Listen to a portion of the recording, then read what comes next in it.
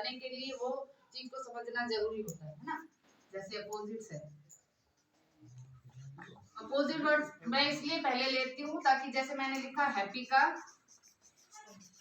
बच्चों को बताया कि हैप्पी का मतलब हमें खुश होना होता है, उसके यहाँ पे मैं ऐसे करके और ऐसे स्माइली भी बना सकती हूँ, जो उनको मतलब मेंटली प्रिपेयर ये हो जाते हैं कि हैप्पी का मतलब खुश होना होता है, जो पहली बार अगर शब्द को सुन रहे हैं। फिर अपोजिट का ये हो जाएगा कि इसका अपोजिट होगा सैड, तो मैम इसकी स्माइली कैसे बनाएंगे, तो हम इतना ही कर सकते हैं, बस ऐसे करके और इसका मुंह उतार देंगे, है ना। तो ये डिफरेंस हो गया, मतलब एक साथ दो शब्द बच्चा सीख रहा है, ठीक है।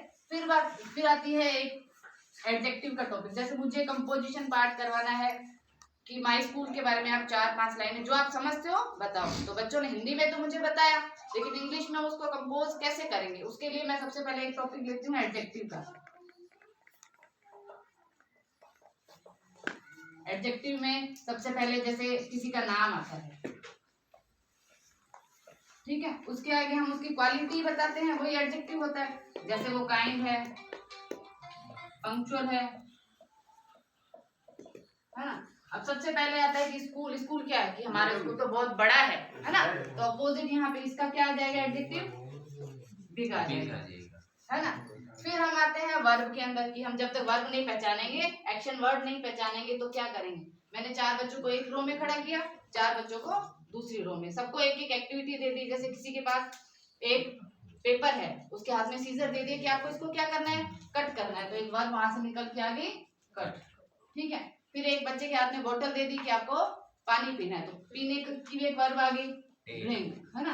तो ऐसे 8 बच्चे आपस में डिस्कस करते कि तुझे क्या मिला, कि मेरे हाथ में तो सीजर है, मुझे तो कट करना है। तो जिसको मैंने सीजर नहीं बताया वो भी बच्चा समझ गया कि ये वर्ब है, तो एक एक्टिविटी के थ्रू वो 8 के 8 शब्द 8 बच्चों में कंपोज हो गए। फिर अब हमें माय स्कूल का जैसे ऐसे लिखना है,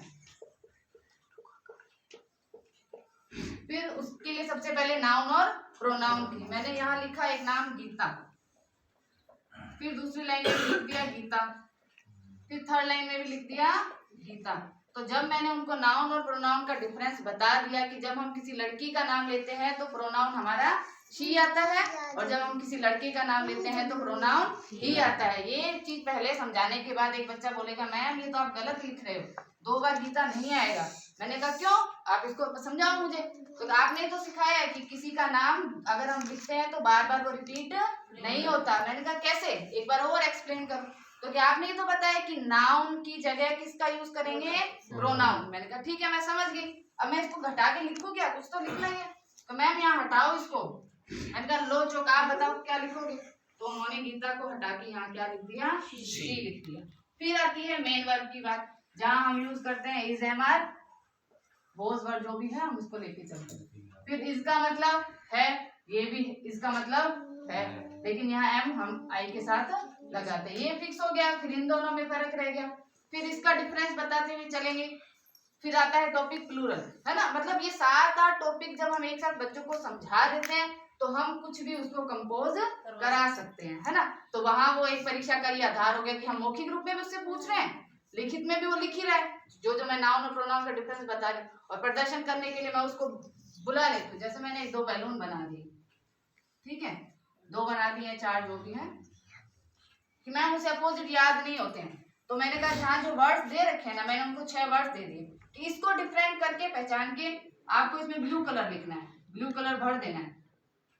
फिर एक बच्चा करेगा मतलब मैम इन दोनों में सेम आएगा, कैसे सेम आएगा, अगर यहाँ हैप्पी आएगा ना तो यहाँ सैड आएगा, क्यों, क्योंकि ब्लू ब्लू सेम है तो इसका अपोजिट ये बनेगा। ऐसे करके वो इन चीजों को प्रदर्शित खुद चौक से आके वो बना देते हैं।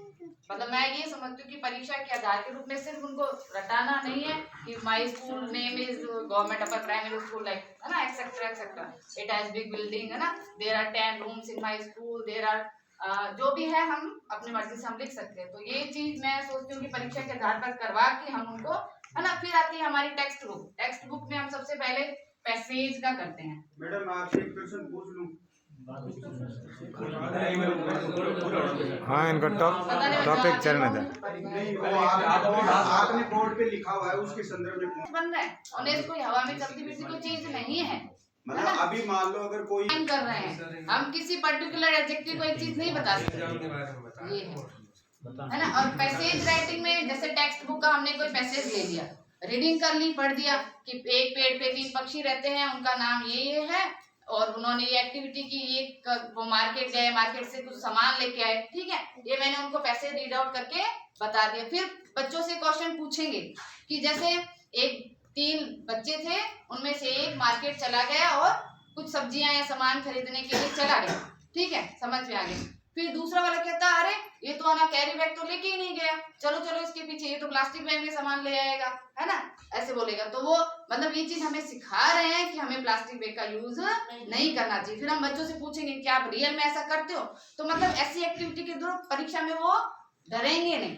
मतलब मैं ये बताना चाहती हूँ कि वो इंटरेस्ट लेंगे परीक्षा, नाम से वो नहीं डरेंगे कि आज तो माई स्कूल का पैराग्राफ याद करके जाना, तो पैसेज भी आएगा, तो अपोजिट आएगा, तो प्लूरल आएगा, तो वर्ब आएगा, है ना। 10 प्रश्नों का मैंने 50 नंबर का बना दिया। उसके अलावा लास्ट प्रश्न में ये लिखूंगी कि आप अपनी चॉइस से कोई भी 5 स्पेलिंग लिख दो। तो 5 स्पेलिंग अगर 10 बच्चे बैठे हैं तो 5 की अलग अलग होगी, वो सेम नहीं होगी, क्योंकि उन्होंने खुद के बेस पे उस चीज को सीखा है ना। तो परीक्षा का आधार जैसे यहाँ पे लिखा हुआ है कि मौखिक है, लिखित है, प्रदर्शन है, तो वो तीनों चीजें आ जाएंगी। जैसे ये बैलून का है तो कलर तो मैं तो नहीं भरूं, बच्चे ही कर रहे हैं, तो वो अपने प्रदर्शन से उसको अलग अलग अपोजिट को बता देंगे, है ना।